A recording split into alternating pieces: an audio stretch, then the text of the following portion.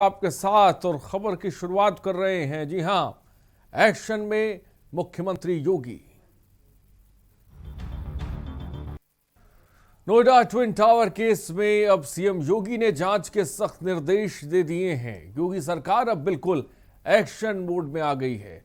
Noida Supertech twin tower प्रकरण पर CM योगी ने बेहद गंभीर रुख अख्तियार करते हुए स्पेशल इन्वेस्टिगेशन टीम बनाने का आदेश दे दिया है। वापस करने के आदेश। बिल्डर को RWA को 2 करोड़ का भुगतान करना होगा। आपको बता दें कि सुप्रीम कोर्ट ने सुपरटेक के नोएडा एक्सप्रेस स्थित एमराल्ड कोर्ट प्रोजेक्ट के टावर 16 और संचालन कितनी सख्ती से होंगे। स्पेशल रिपोर्ट के न्यूज इंडिया। फिलहाल मुख्यमंत्री योगी आदित्यनाथ एक्टिव मोड में आ गए हैं पूरी तरह से। हमने आपको तस्वीरें दिखाई। नोएडा ट्विन टावर प्रकरण पर योगी आदित्यनाथ सख्त हुए हैं, लेकिन इन सबके बीच कई ऐसे सवाल हैं। आप सोचिए कि ये 2 ट्विन टावर इतने बड़े पैमाने पर काम होता है, ये आसमान को छूने लगते हैं, उसके बाद फिर सुप्रीम कोर्ट का आदेश आता है कि इन्हें ढा दिया जाए क्योंकि ये अवैध जगह पर बने। हमारे रेजिडेंट एडिटर मनीष इस वक्त अधिक जानकारी के साथ जुड़े हैं। मनीष, मुख्यमंत्री योगी आदित्यनाथ नोएडा मामले को लेकर सख्त हुए हैं, क्या जानकारी इस बीच आपके पास? देखिए आरिश, बड़ा ही सख्त रवैया अख्तियार किया है उत्तर प्रदेश के मुख्यमंत्री योगी आदित्यनाथ ने इस पूरे मामले में। दरअसल मामला बायर्स और बिल्डर से जुड़ा हुआ था। बिल्डर से बायर्स की तमाम काफी समय से तनातनी चल रही थी। बहुत कोशिश की गई तमाम तत्कालीन अधिकारियों से मिलकर इस मामले को निपटाने की, लेकिन मामला नहीं निपटा और उसके बाद ये मामला कोर्ट पहुंचा। कोर्ट पहुंचने के तुरंत बाद जो हाई कोर्ट का निर्णय होता है, उसी निर्णय पर सुप्रीम कोर्ट ने भी अपनी सहमति जताई और ये पूरा का जो पूरा ट्विन टावर था, इसे तोड़ने के आदेश सुप्रीम कोर्ट ने जारी कर दिए। हालांकि सुप्रीम कोर्ट का जो डंडा चला है, उसके बाद बहुत सारी ऐसी चीजें थी जो दब जाती, लेकिन योगी आदित्यनाथ के इस तरह का रुख अख्तियार करने के बाद उत्तर प्रदेश की नौकरशाही में करीब आप विश्वास नहीं करेंगे कि न जाने कितने लोगों की नींदें उड़ गई हैं।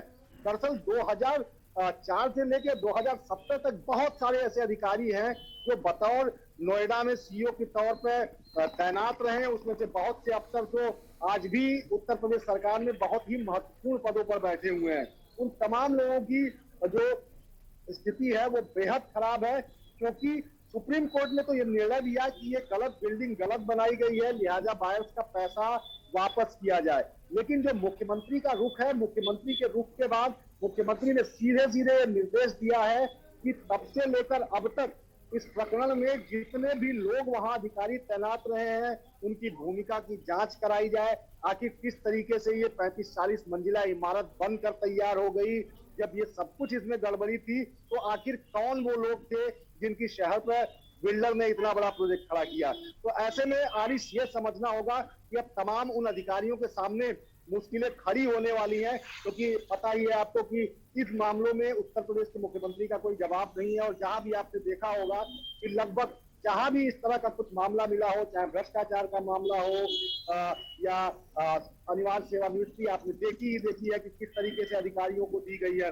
तो ऐसे मामलों में सीएम बेहद सख्त होते हैं और सीएम के इस फैसले के बाद उत्तर प्रदेश के बहुत सारे नौकरशाहों की नींदें उड़ी हुई हैं। मनीष, यानी कि ये माना जाए एक तरफ तो ट्विन टावर गिरेगा, लेकिन दूसरी तरफ जिसे कह सकते हैं वो कई अधिकारियों पर जबरदस्त तरीके की गाज भी गिरेगी, वो भी हम देखेंगे जल्दी।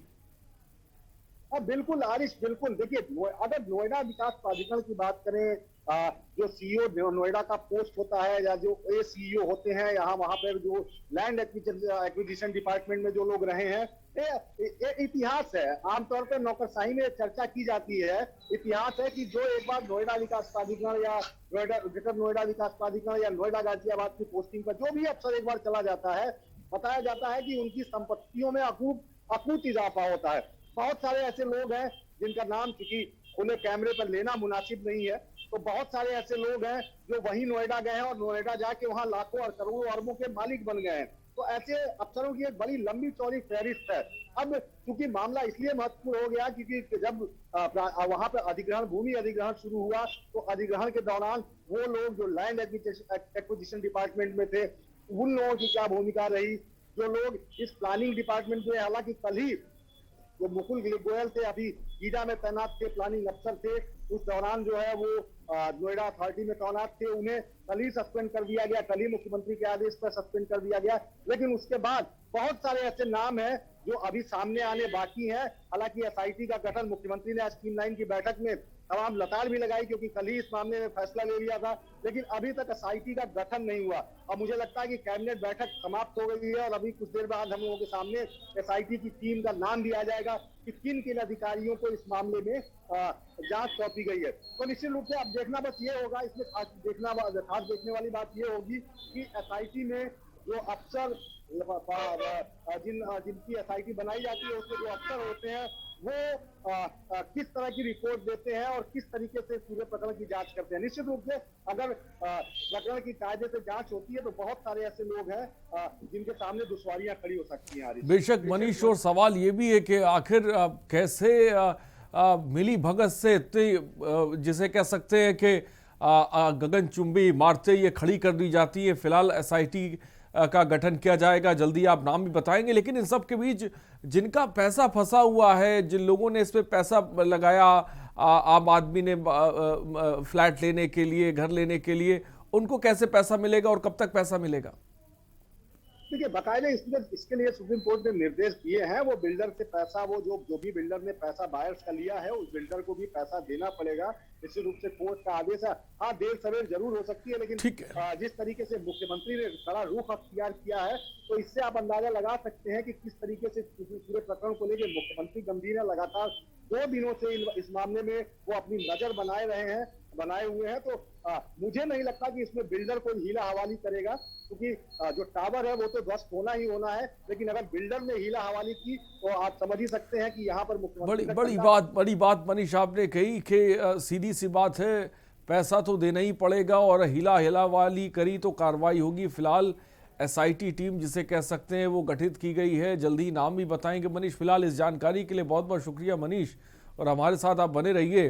तो फिलहाल नोएडा ट्विन टावर प्रकरण पर मुख्यमंत्री योगी आदित्यनाथ सख्त हुए। ये वो टावर है, देखिए कितना विशाल का टावर है, लेकिन इसे ढाया जाएगा क्योंकि ये मिली भगत से आसमान छू रहा था।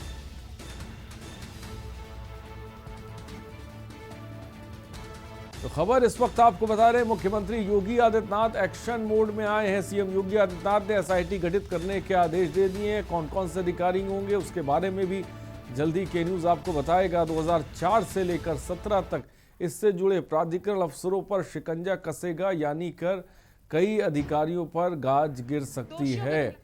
फिलहाल रुकने छोटे से ब्रेक के लिए, हम जल्द हाजिर होंगे।